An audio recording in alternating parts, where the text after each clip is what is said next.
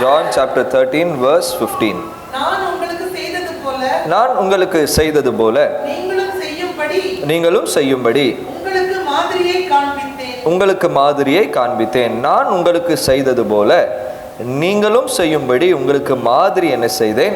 காண்பித்தேன். ஆண்டவரும் உலக இரட்சகருமாக இயேசு கிறிஸ்துவின் நீடிய நிச்சய நாமத்தினாலே இன்னொரு மாலை வேளையில இந்த கட்டளை வியாழன் ஆராதனைக்குள்ளாக கடந்து வந்திருக்கிற உங்கள் யாவரையும் அன்போடு வாழ்த்தி வரவேற்றுக் கொள்கிறேன். இதை போல் ஒரு ராத்திரியிலே காட்டி கொடுக்கப்படுகிற அந்த ராத்திரியிலே அந்த இயேசு கிறிஸ்துவானவர் சீஷர்களோடு அமர்ந்திருந்து இந்த ராபோஜனம் என்கிறதான பந்தியை அவர் நமக்கு நியமித்த தேவனாக இருக்கிறார். அதை நியமித்து இதை நீங்கள் நினைவு கூறும்படி என்று நம்மை நினைவு கூறுவதற்கு அவர் நம்மை அழைக்கிறவராக இருக்கிறார். ரிமெம்பர் இட் அப்படின்ட்டு அவர் நம்மள்கிட்ட சொல்லுகிறவராக இருக்கிறார். எதை ரிமெம்பர் செய்ய வேண்டும், எதை நாம் நினைவு கூற வேண்டும் என்று நாம் பார்த்தோம் என்றால் அதான் யோவான் 13ஆம் அதிகாரம் 15ஆம் வசனத்துல, நான் உங்களுக்கு செய்தது போல நீங்களும் செய்யும்படி என்ன செய்யுங்க, இதை என்ன செய்யுங்க, நினைவு கூறுங்க. நான் எப்படி செய்தனோ அதை போல நீங்களும் என்ன செய்யுங்க, செய்யுங்க. அப்போ அந்த ராத்திரியில இயேசு கிறிஸ்துவானவர் எதை செய்தவராக இருக்கிறார்? What did Jesus do over the night in the Passover? அப்ப இந்த பஸ்கா பண்டிகை குறித்து அல்லது இந்த ராபோஜனத்தை குறித்து 4 சுவிசேஷ வாக்கியமே நமக்கு குறிப்பிடுகிறதாக இருக்கிறது. மத்தேயு 26ஆம் அதிகாரம், மார்க் 14ஆம் அதிகாரம், லூக்கா 22ஆம் அதிகாரம், யோவான் 13ஆம் அதிகாரம் என்கிறதான 4 சுவிசேஷ வாக்கியத்திலுமே இந்த இயேசு கிறிஸ்துவானவர் இந்த கடைசி ராத்திரியிலே சீஷர்களோடு ராபோஜனம் இருந்ததை அவர் நமக்கு என்ன செய்யப்பட்டிருக்கிறது, எழுதப்பட்டிருக்கிறதாக இருக்கிறது. அப்போ இந்த ராபோஜனம் இந்த பஸ்காவுக்கு ஆயத்தப்படும்படியாக இந்த ராபோஜனம் பண்ண வேண்டும் என்றால் முதலாவது என்னென்ன காரியங்கள்லாம் தேவையாக இருக்கிறது? இயேசு கிறிஸ்துவானவர் இருக்கிறாங்க, அதோடு சேர்ந்து 12 சீஷர்கள் என்ன செய்யறாங்க, இருக்கிறாங்க. இப்போ இந்த பஸ்காவை கொண்டாடுவதற்கு இந்த ராபோஜனத்தை கொண்டாடும்படியாக இயேசுவும் அவருடைய சீஷர்களும் இருக்கிறதுக்கு ஒரு நல்ல அறை என்ன செய்கிறது, தேவையாக இருக்கிறது. அறை மாத்திரம் தேவையில்லை, அவர்கள் உட்காரும்படியாக அழகான மேஜை என்ன செய்கிறது, தேவையாக இருக்கிறது. அவர்கள் உண்ணும்படியான இருக்கிறதான பதார்த்தங்கள், அந்த அப்பங்கள் தேவைப்படுகிறதாக இருக்கிறது, திராட்சை ரசம் தேவைப்படுகிறதாக இருக்கிறது. சில நேரங்களில் இந்த பஸ்கா பண்டிகைக்கு ஆயத்தமாக கசப்பான கீரைகளை என்ன செய்கிறார்கள், வைக்கிறவர்களாக இருக்கிறாங்க. அப்போ அது எல்லாத்தையும் என்ன செய்யணும், ஆயத்தப்படுத்தும்படியாக தேவன் விரும்புகிறவராக இருக்கிறார். அது மாத்திரம் இல்லாமல் நல்ல உட்காருவதற்கான எல்லா விதமான ஃபெசிலிட்டிஸ் தேவை இருப்பது மிகவும் அவசியமாக என்ன செய்கிறது, இருக்கிறது. ஆகவேதான் லூக்கா 22ஆம் அதிகாரத்தில் நாம் பார்ப்போம் என்றால் இயேசு ஆனவர் இந்த லூக்கா 22ஆம் அதிகாரம் 8வது வசனத்திலே பேதுருவையும் யோவானையும் அழைத்து அவர் சொல்லுகிறார், நாம் பஸ்காவை புசிக்கும்படியாக நீங்கள் போய் அதை நமக்கு என்ன செய்யுங்க, ஆயத்தம் பண்ணுங்க. அதை நமக்கு என்ன செய்யுங்க, ஆயத்தம் பண்ணுங்க அப்படின்ட்டு சொல்லுறாங்க.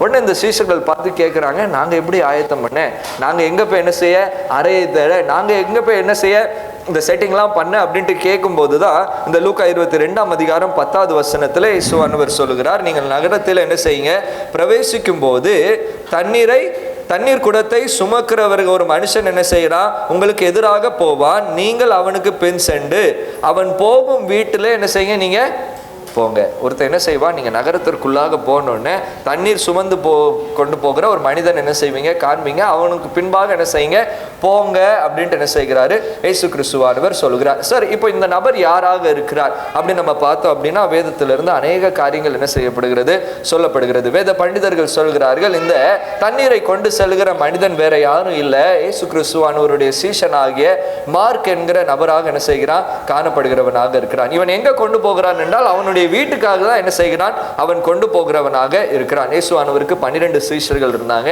அதுல ஒரு சீஷர் யார் அப்படின்னா இந்த மார்க் என்கிறதான சீஷர். அந்த மார்க் என்கிற சீஷர் அந்த காலத்துல ரொம்ப பிரபலமான ஒரு சீஷர் என்னதில்ல கிடையாது. எதற்கு அப்படின்னா முக்கியமாகவே இந்த மார்க் என்கிற பெயரை வைத்து நம்ம புரிந்து கொள்ளலாம், இது ஒரு ரோம பெயராக என்ன செய்கிறது, இருக்கிறது. அந்த காலத்துல 2 பேர் இருக்கிறது. இவனுடைய முழு பேர் வந்து ஜான் மார்க் அப்படின்ட்டு என்ன செய்யப்படுகிறது, கூறப்படுகிறது. இதை நீங்க எங்க வாசிக்கலாம் அப்படின்னா அப்போஸ்தலர் 12ஆம் அதிகாரம் 12வது வசனத்துல வாசிக்கும் போது, மார்க் என்னும் பேர் கொண்ட யோவானினுடைய தாயாகிய மரியாளில் வீட்டில் என்ன செய்தாங்க, வந்தாங்க அப்படின்ட்டு என்ன செய்யப்பட்டிருக்கிறது, சொல்லப்பட்டிருக்கிறதாக இருக்கிறது. ஆகவே இவனுடைய கலாச்சாரம், இவனுடைய பின் வாழ்க்கை வம்சங்கள் எப்படியாக இருக்கிறது என்றால், இவன் யூதனாக இருக்கிறான், ஆனால் கிரேக்கரோடும் ரோமர்களோடும் அதிக தொடர்புள்ளவனாக அந்த கலாச்சாரத்தில் உடையவனாக என்ன செய்கிறான், காணப்படுகிறான். ஆகவே இவன் ரொம்ப பிரபலமானவன் இல்லை, ஆனால் இவன் என்ன செய்கிறவனாக இருக்கிறான், இவன் வீட்டார் ஐஸ்வர்யவான்களாக என்ன செய்கிறாங்க, இருக்கிறாங்க. ஏனென்றால் எருசலேம் பட்டணத்துல வீடு இருக்கணும் அப்படின்னா அது எல்லாருக்கும் என்ன செய்யாது, இருக்கிறதற்கான வாய்ப்பு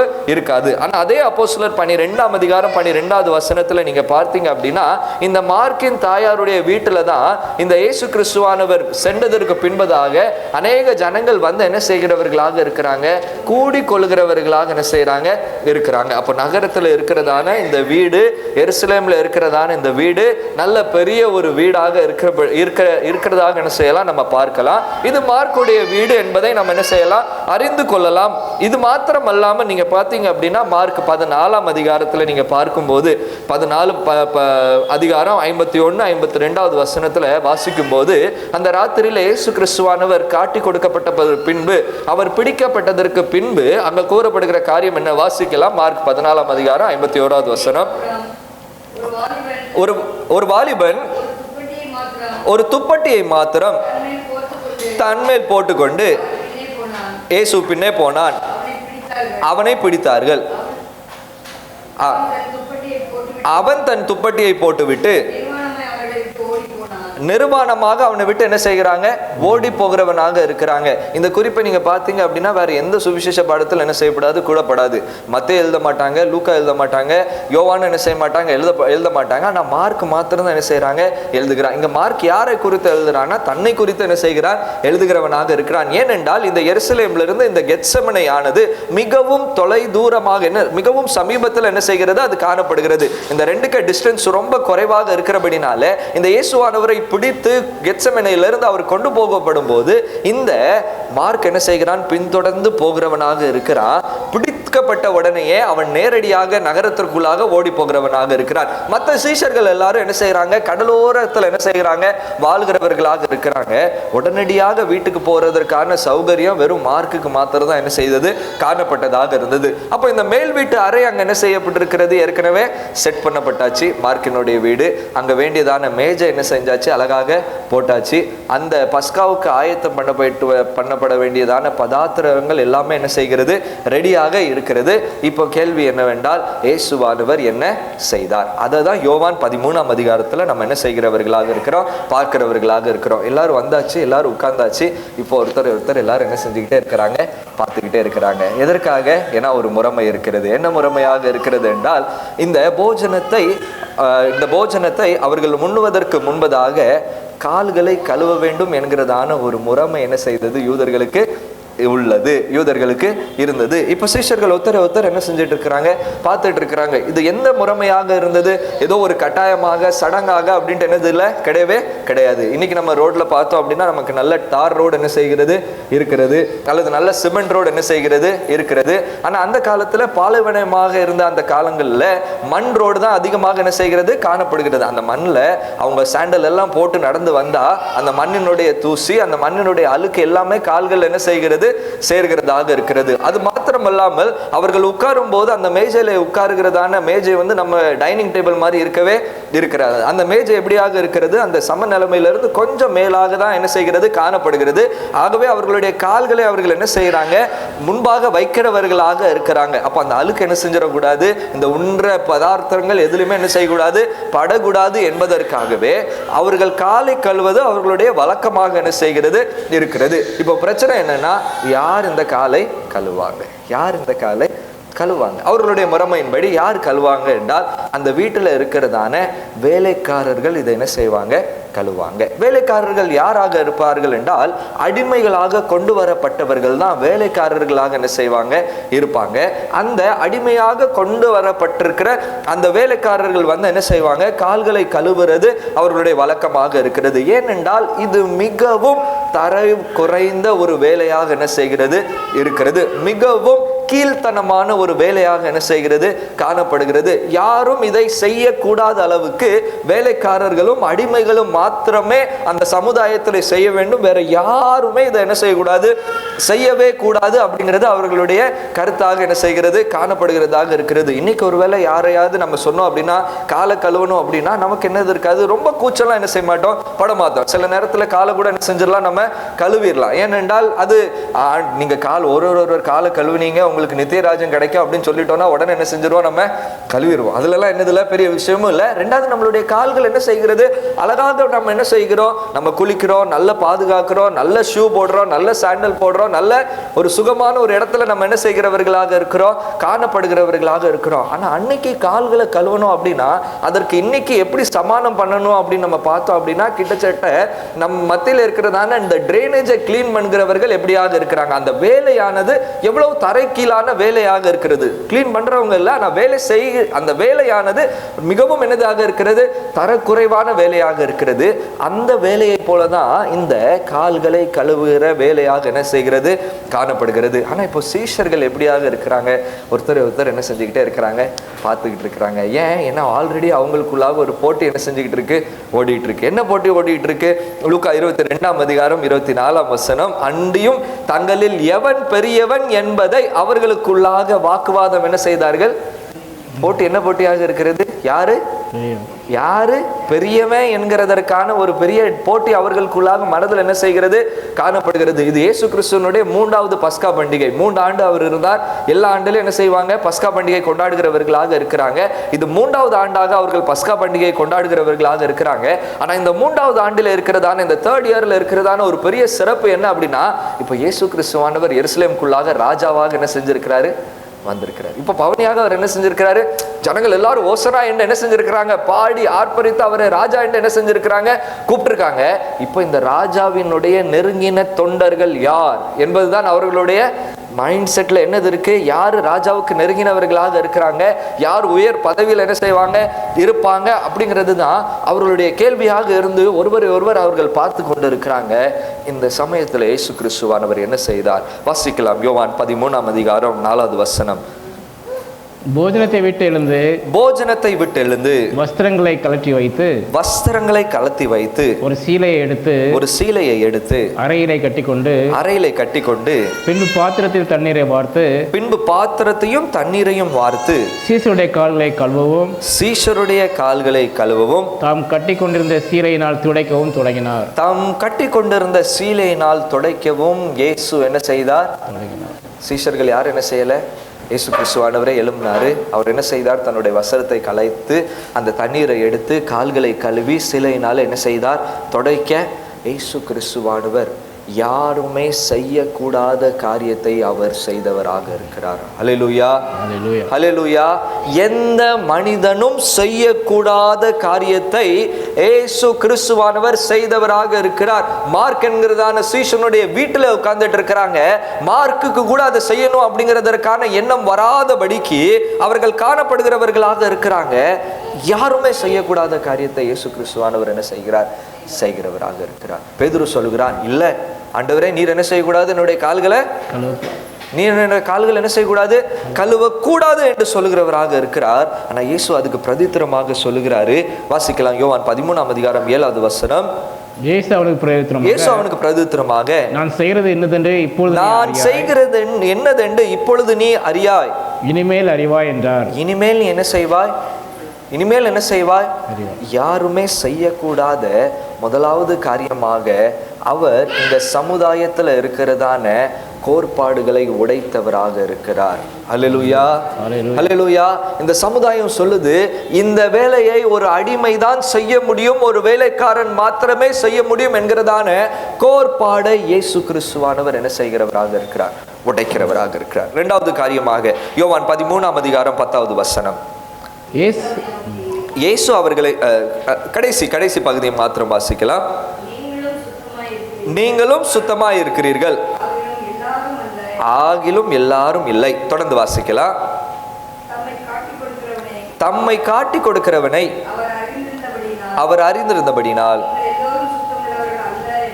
நீங்கள் எல்லோரும் என்ன நடக்குது, அங்க எல்லாரும் என்ன செய்யறாங்க, அந்த கால்களை கழுவும்படியாக இயேசு கிறிஸ்துவானவர் நிற்கிறார். பேதுரு சொல்கிறார், நீ முழுவதுமாக என்ன செய்யும், கழுவும். அவர் சொல்றாரு, இல்லை, நீங்க எல்லாரும் என்ன செய்றீங்க, கால்களை மாத்திரம் தான் கழுவணும் அப்படின்ட்டு சொல்லுகிறாரு. அதற்கு பின்பதாக சொல்லுகிறாரு, நீங்கள் எல்லாரும் என்ன செய்கிறீங்க, சுத்தமா இருக்கிறீர்கள், ஆகிலும் எல்லாரும்.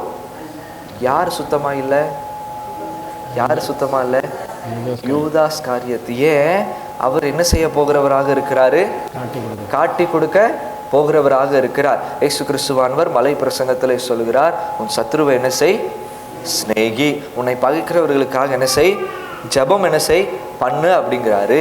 அதை காட்டிலும் இந்த ரெண்டாவது காரியமாக இயேசு கிறிஸ்துவானவர் தன்னுடைய சத்ரு, தன்னுடைய எதிராளிக்கு அவர் சேவையை செய்கிறவராக இருக்கிறார். அல்லேலூயா, அல்லேலூயா. எந்த மதமும் கற்றுக் கொடுக்காத ஒரு காரியம், எந்த தேவனும் செய்யாத ஒரு காரியம் என்றால் எதிராளிக்கு சேவை செய்வது என்பது எளிமையான காரியம் இல்லவே இல்லவே. பலவிதமான மதங்கள் உலகத்தில் இருக்கிறது. என்ன கற்றுக் கொடுக்கிறதாக இருக்கிறது? அஹிம்சாவை நமக்கு என்ன செய்கிறது, கற்றுக் கொடுக்கிறது. என்ன சொல்லுகிறது? ஒருத்தங்க கூட பிரச்சனை இருந்துச்சுன்னா அவங்க கூட என்ன செய்யாத, சண்டை போடாத அப்படின்ட்டு என்ன செய்கிறது, சொல்லிக் கொடுக்கிறது. சில மார்க்கம் என்ன சொல்லுகிறது, கொஞ்சம் என்ன செய், கர்ணகாமி, கர்ணகாமி. நீ சண்டை போட்டா அப்படின்னா உன்னுடைய சுயம்தான், உன்னுடைய இருக்கிறதான சமாதானம் தான் என்ன செய்யும், விட்டு போகும். ஆகவே நீ என்ன செஞ்சிரு, கொஞ்சம் தூரமா என்ன செஞ்சிரு, ஒடுங்கி போயிரு. சில மதங்கள் சொல்லி கொடுக்கிறது என்னது, எதை விதைச்சாலும் அதை என்ன செய்யணும், அறுக்கணும். ஆகவே என்ன செஞ்சிரு, போட்டுரு. எதிராளி வந்தான் அப்படின்னா அவங்க கூட என்ன செஞ்சுக்கோ, சில நேரத்தில் சண்டை போடுறதும் தப்பு இல்லை அப்படின்ட்டு பல மதங்கள் பலவிதமான கருத்துக்களை சொல்லும்போது இந்த இயேசு கிறிஸ்துவானவர் 12 சீஷர்களுடைய கால்களையும் அவர் என்ன செய்தவராக இருக்கிறார், கழுவினவராக என்ன செய்கிறார் இருக்கிறார். யோசிச்சு பார்ப்போம். நாளைய தினத்துல இந்த இயேசு கிறிஸ்துவானவர் சிலுவையில அறையப்படுகிற நாளுக்கு முக்கிய காரணமா இருக்கிற அந்த மனிதன், ஒருவேளை நம்ம அந்த ஸ்தானத்துல இருந்திருந்தோம் அப்படின்னா நம்ம பண்ணியிருப்போமா? நிச்சயமா என்ன செஞ்சிருக்க மாட்டோம், பண்ணியிருக்க மாட்டோம். எதிராளியை அமர வைத்து அந்த எதிராளிக்கு எல்லா சீஷர்களுக்கும் எந்த கணத்தையோ எந்த மரியாதையோ எந்த விதத்தில் அவர் சீஷராக வைத்திருக்கிறாரோ அதே போல எந்த பாகுபாடு இல்லாதபடிக்கு தன்னுடைய எதிராளிக்கும் அவர் என்ன செய்கிறவராக இருக்கிறார், சேவையை செய்கிறவராக இருக்கிறார். சேவை என்ன செய்கிறவராக இருக்கிறார். டெரிச் பிரான்ஹாஃபர் என்கிறதான தேவ மனிதன் சொல்கிறார், love for the enemy is the most radical demand of the gospel. எதிராளியை நேசிப்பது சுவிசேஷத்தின் மிக தீவிரமான கோட்பாடாக என்ன செய்கிறது இருக்கிறது, மிக தீவிரமான ஒரு தேவையாக என்ன செய்கிறது காணப்படுகிறதாக இருக்கிறது. It is the supreme test of Christian faith. அது கிறிஸ்தவ விசுவாசிகளுக்கு அல்லது அது கிறிஸ்தவ விசுவாசியின் மிக உயர்வான சோதனையாக என்ன செய்கிறது. ஒரு பெரிய சோதனை நமக்கு அப்படின்னா என்ன, அது எதிராளியை நேசிப்பது. இங்க ஒரு ஸ்டெப் தாண்டி எதிராளிக்கும் தேவன் அதே சேவையை என்ன செய்கிறவராக இருக்கிறார். உலக பிரகாரமான இருக்கிறதான சமுதாய கோட்பாடை அவர் உடைக்கிறார். ரெண்டாவது காரியமாக எதிராளிகளுக்கும் அவரை காட்டி கொடுக்கிறதான அந்த யூதாஸ் காரியத்திற்கும் அவர் அதே சேவையை செய்தவராக இருக்கிறார். மூன்றாவது காரியமாக இப்போ வாசிக்கலாம். யோவான் 13ஆம் அதிகாரம் 13வது வசனம். நீங்கள் என்னை போதகர் என்றும் ஆண்டவர் என்றும் சொல்லுகிறீர்கள். நீங்கள் சொல்லுகிறது சரியே, நான் அவர்தான். 14வது வசனம். ஆண்டவரும் போதகருமாகிய நானே உங்கள் கால்களை கழுவினது உண்டானால் நீங்களும் ஒருவருடைய கால்களை ஒருவர் கழுவ என்ன செய்வீங்க, நீங்க என்ன செய்வீங்க, கழுவ. இப்போ ஆண்டவர் என்ன சொல்றார், நீங்க பார்த்து என்ன சொல்லுகிறீங்க, நீங்க யார் என்று சொல்லுகிறீங்க, போதகர் என்று சொல்லுகிறீங்க, ஆண்டவர் என்று சொல்லுகிறீங்க. அது சரிதான், நான் அவர் தான், நான் உங்களுடைய போதகர் தான், நான் உங்களுடைய ஆண்டவர் தான், அதுல எந்த மாற்று கருத்து இல்லை. ஆனா போதகரும் இந்த ஆண்டவரும் நீங்க என்ன செய்யறீங்க, இப்படிப்பட்ட மேன்மையில இருக்கணும் என்று நினைக்கிறீங்க தெரியுமா, உங்களுடைய கண்ணோட்டத்தையே நான் மாற்றும்படியாக உங்களுடைய கால்களை நான் என்ன செய்தேன். ஹல்லேலூயா, ஹல்லேலூயா. மூன்றாவது காரியமாக தேவன் நம்மளுடைய கண்ணோட்டத்தை அவர் மாற்றுகிற தேவனாக என்ன செய்கிறார் இருக்கிறார். ஆமா, அவர் ஆண்டவர் தான், அவர் போதகர் தான், அவர் தீர்க்கதரிசி தான், அற்புதத்தை செய்தவர் தான், பவனியாக வந்த ராஜாவாக தான் இருக்கிறார். அது எல்லாமே சரிதான், அது எல்லாமே சரிதான். இருப்பினும் இந்த தேவனுடைய ராஜ்யமானது நம்ம உலக கண்ணோட்டத்தை போல காணப்படுகிறதாக இல்லை. அதை காண்பிக்கும்படியாக இயேசு கிறிஸ்துவானவர் சீஷர்களுடைய கால்களை அவர் கழுவினவராக இருக்கிறார். வாசிக்கலாம். மார்க் 10ஆம் அதிகாரம் 42வது வசனம். மார்க் 10ஆம் அதிகாரம் 42வது வசனம். அப்பொழுது இயேசு அவர்களை கிட்ட வர செய்து புறஜாதிகளுக்கு அதிகாரிகளாக எண்ணப்பட்டவர்கள் அவர்களை இருமாப்பாயாக ஆளுகிறார்கள் என்றும் அவர் இருக்கிறவர்கள் தாங்கள் கீழே இருக்கிறவர்கள் மேலே அதிகாரம் செலுத்துகிறவர்களாக அவர்கள் பெரியவர்களாக இருக்கிறார்கள் என்கிறதை கடினமாக அவர்களுக்கு காண்பிக்கிறவர்களாக இருக்கிறாங்க. அதான் 43ஆம் வசனத்துல சொல்லுகிறாரு, உங்களுக்கோ அப்படி இருக்கல் ஆகாது, உங்களுக்குள்ளே அப்படி இருக்கல் ஆகாது என்று தேவன் என்ன செய்கிறார் சொல்லுகிறவராக இருந்து 10ஆம் அதிகாரம் 45வது வசனத்துல சொல்லுகிறார், மனுஷகுமாரன் ஊழியம் கொல்லும்படி வராமல் ஊழியம் செய்யவும் அநேகரை மீட்கும் பொருளாக தம்முடைய ஜீவனை என்ன செய்கிறார் கொடுக்கும்படியாக. எவன் இந்த கிறிஸ்துவனுடைய ராஜ்யத்துல காணப்படுகிறானோ அவன் ஜீவனை விருப்பப்பட்டு அல்லது அவன் சேவை செய்கிறவர்களை விருப்பப்பட்டு அவன் அதிகாரி, அவனுக்கு தான் எல்லாம் தெரியும் அப்படிங்கிறதான அந்த சான்றிதழை தெரிவிக்கும்படியாக தேவன் அழைக்கல. ஆனா இங்க தேவனுடைய ராஜ்யத்துல கண்ணோட்டமே எல்லாம் செஞ்சுட்டு எல்லாமே மாறிட்டு, அதான் ஆங்கிலத்துல சொல்லுவாங்க, it is upside down kingdom அப்படின்ட்டு என்ன செய்வாங்க சொல்லுவாங்க. அப்சைட் டவுன் என்ன செய்வாங்க கிங்டம் அப்படின்ட்டு, யார் முதன்மையாக இங்க உலகத்துல இருக்கிறானோ அவன் தேவனுடைய ராஜ்யத்துல கடைசியாகவும், யார் இந்த உலகத்துல கடைசியாக இருக்கிறானோ அவன் தேவனுடைய ராஜ்யத்துல முதன்மையாக என்ன செய்கிறான் காணப்படுகிறவனாக இருக்கிறான். எவனிடத்துல இங்க அதிகாரம் இருக்கு, என்னிடத்துல வல்லமை இருக்குன்னு சொல்லுகிறானோ அவனிடத்துல தேவன் எதிர்பார்க்கிற காரியம் என்ன, அவன் சேவை செய்யும்படியாக, தியாகம் செய்யும்படியாக, அதிகாரத்தை அல்ல அன்பை காண்பிக்கும்படியாக, சேவை மனப்பான்மையை சேவிக்கும்படியாக, பெருமை அல்ல தாழ்மையை தரித்து கொண்டு தேவனிடத்துல சார்ந்திருக்கும்படியாக தேவன் இந்த கண்ணோட்டத்தை என்ன செய்கிறவராக இருக்கிறார் மாற்றுகிறவராக இருக்கிறார். இயேசு கிறிஸ்துவானவர் போதித்தார். இயேசு கிறிஸ்துவானவர் அந்த போதனையை அவர்களுக்கு என்ன செய்தார் என்ன செய்தார் காண்பித்தார். இது உங்களுக்கு மாதிரியாக இருக்கு அப்படின்ட்டு சொன்னார். அப்படி சொல்லிட்டு தான் இந்த யோவான் 13ஆம் அதிகாரம் 34வது வசனத்துல வாசிங்க.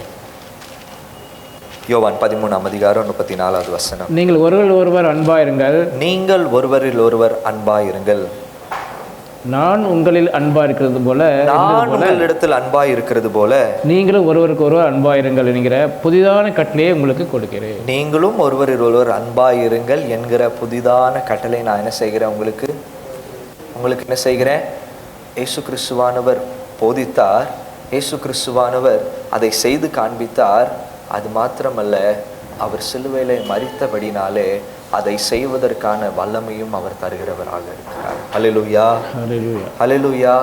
அந்த வல்லமையை தான் இந்த கர்த்தருடைய ராபோஜனத்தை நாம் என்ன செய்கிறவர்களாக இருக்கிறோம், பெற்றுக்கொள்கிறவர்களாக இருக்கிறோம். அவர் என்னை நினைவு கூறுங்கள் அப்படின்ட்டு சொல்லும்போது இந்த இயேசு கிறிஸ்துவானவர் எப்படி இந்த சமுதாயத்தின் கோட்பாடுகளை உடைத்தாரோ, இந்த இயேசு கிறிஸ்துவானவர் எவ்வாறாக தன்னுடைய சத்ருவுக்கு சேவை செய்தாரோ, எவ்வாறாக இந்த கண்ணோட்டத்தை மாற்றி செய்கைகளை செய்தாரோ, அதை போல செய்வதற்கு பலனை அளிக்கிறது தான் இந்த கர்த்தருடைய ராபோஜனமாக என்ன செய்கிறது இருக்கிறது. இதற்குள்ளாக பங்கு பெறுகிற நாம், இதற்குள்ளாக இதை உட்கொள்ளுகிற நாம், அவருடைய சரீரத்தையும் அவருடைய இரத்தத்தையும் அப்பமாகவும் திராட்சரசமாகவும் உட்கொள்ளுகிற நாம் செய்ய வேண்டிய காரியம் என்னவென்றால், நீங்கள் ஒருவரில் ஒருவர் என்ன செய்யுங்க, நீங்கள் என்ன செய்யுங்க, ஒருவரில் ஒருவர் அன்பாய், நான் உங்களில் அன்பாய் இருந்தது போல நீங்களும் என்ன செய்யுங்க.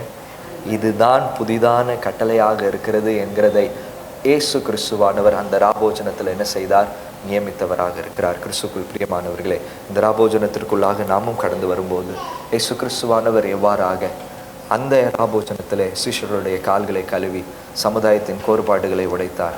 சமுதாயம் வேற வேற கோட்பாடுகளை வைத்திருக்கிறது, இதெல்லாம் யாருமே செய்யக்கூடாது செய்ய முடியாது என்று நினைத்திருக்கிற காரியங்களை நாம் செய்யும்படியாக, ஒருவரில் ஒருவர் அன்பு கூறும்படியாக, சத்ருவை நேசித்து அவருக்கு சேவை செய்யும்படியாக, இந்த உலகத்தில் இருக்கிறதான கண்ணோட்டங்களை மாற்றிக்கொள்ளும்படியாக தேவன் நம்ம என்ன செய்கிறார் அழைக்கிறவராக இருக்கிறார். நான் படித்தவன், நான் ஞானமுற்றவன், என்னிடத்துல செல்வம் இருக்கிறது, ஆஸ்தி இருக்கிறது, நான் எல்லாத்திலும் சிறந்தவன், இதெல்லாம் உலகம் என்ன செய்யும் நமக்கு சொல்கிறதாக இருக்கிறது. ஆனால் தேவனுடைய ராஜ்யத்தில் இது எல்லாமே நேர்மாறாக என்ன செய்கிறது மாறுகிறதாக இருக்கிறது. அந்த உணர்வு இருக்கும்போது மாத்திரமே நாம் ஒருவரில் ஒருவர் மெய்யான அன்பை கொள்ளுகிறவர்களாக இருக்கிறோம். அந்த பாக்கியத்தை இந்த கர்த்தருடைய ராபோஜனம் நம் யாவருக்கும் தந்தருளி தொடர்ந்து அவருக்குள்ளாக நம்மை வழி நடத்துவாராக. தேவன் தாமே இந்த திருவார்த்தை ஆசீர்வதிப்பாராக. ஆமென்.